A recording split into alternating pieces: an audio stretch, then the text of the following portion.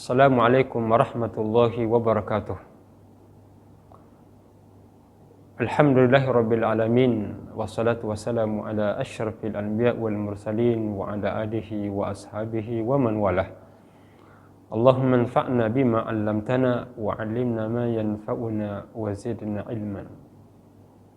Pemirsa yang dimuliakan dari rahmat Allah Azza wa Jalla, dalam kehidupan sehari-hari tentu banyak hajatan dan kebutuhan kita.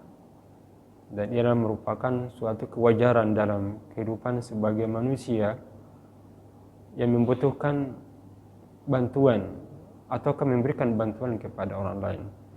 Namun kebutuhan ini kita harus memperoleh di tempat yang dekat, walaupun terkadang membutuhkan suatu perjalanan.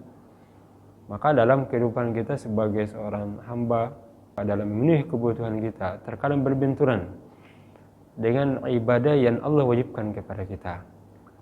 Di antaranya adalah antara perintah melaksanakan ibadah puasa bagi mereka yang melakukan perjalanan dalam upaya mewujudkan kehidupan dan kemaslahatan duniawinya. Dalam perkara seperti ini, Allah memberikan suatu keringanan yang diistilahkan dalam agama kita al-rukhsah. Bagi mereka yang telah melakukan perjalanan, maka ada keringanan dalam pelaksanaan ibadah puasa, karena didasari dalam keringanan itu seperti yang Allah nyatakan dalam Al-Quran, wa man kana maridan aw ala safarin fa'iddatun min ayyamin ukhra. Allah Azza wa Jalla yang menciptakan manusia menyadari dan tahu akan kehidupan dan kebutuhan manusia, di mana saat mereka melakukan perjalanan ada kesulitan dan kepayahan yang mereka rasakan. Kepayahan dalam beribadah yang terkadang menimbulkan kemudaratan.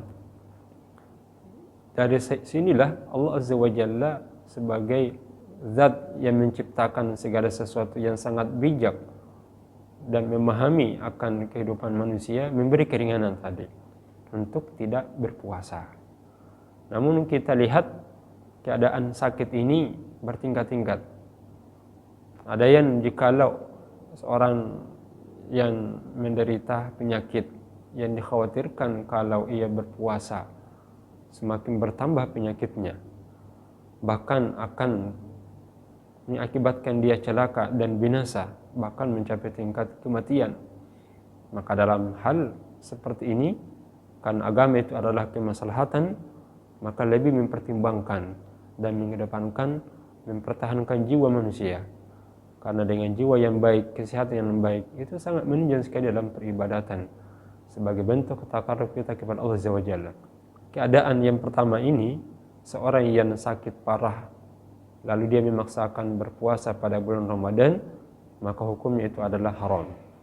Sedangkan kedua, kalau kondisi sakit yang dimana memungkinkan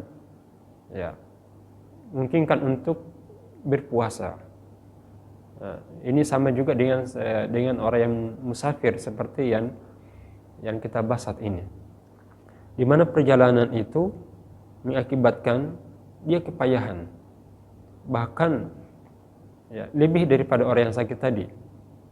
Maka dalam kondisi seperti ini juga diharamkan berpuasa, karena hikmah daripada ibadah puasa agar terwujud kemaslahatan dan terhindar dari musibah, terhindar dari kepayahan dan kebinasaan. Jenis yang lain terkait dengan dalam perjalanan ini, di mana perjalanan itu akan menghalangi seorang untuk melakukan kebajikan. Saat dia berpuasa dalam perjalanan, banyak hal yang tertinggal karena memaksakan dirinya puasa. Nah, dalam kondisi seperti ini lebih afdal untuk tidak berpuasa. Kondisi musafir ditambah kemudaratan yang lain, banyak pekerjaan-pekerjaan yang baik itu terabaikan. Maka para ulama lebih mengutamakan untuk tidak melakukan ibadah puasa. Tapi keadaan yang kedua bagi orang yang musafir adalah mereka yang jika melakukan perjalanan tidak ada efek terhadap ibadah dan pekerjaan yang ia lakukan. Seimbang, mampu menahan dirinya, mampu menjaga kestabilan fisiknya, ya, sehingga di sini diberi pilihan boleh dia berpuasa, boleh ia tidak berpuasa.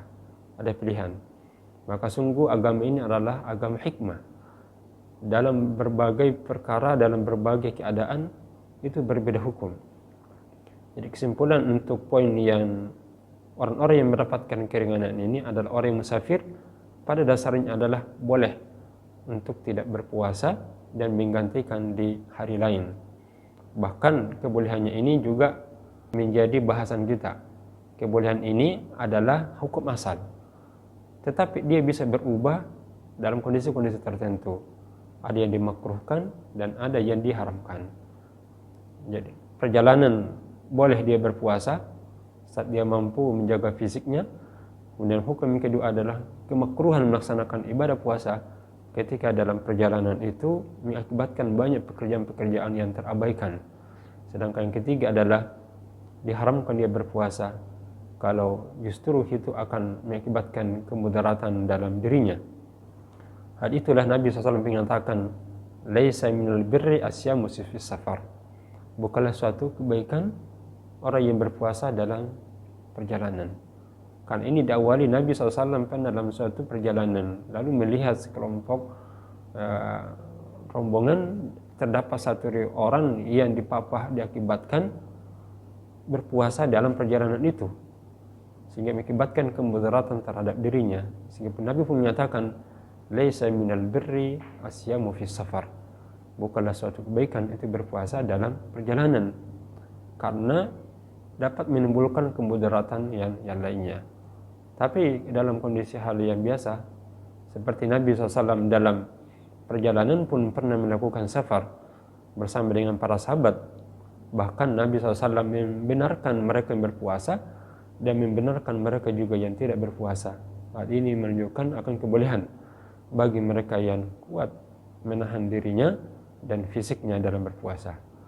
Semoga kita termasuk orang-orang yang diberikan kepahaman dalam agama, sehingga dalam setiap keadaan kita mampu merasakan kedekatan dengan Allah dalam kondisi apapun itu.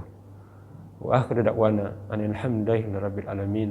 Wassalamualaikum warahmatullahi wabarakatuh.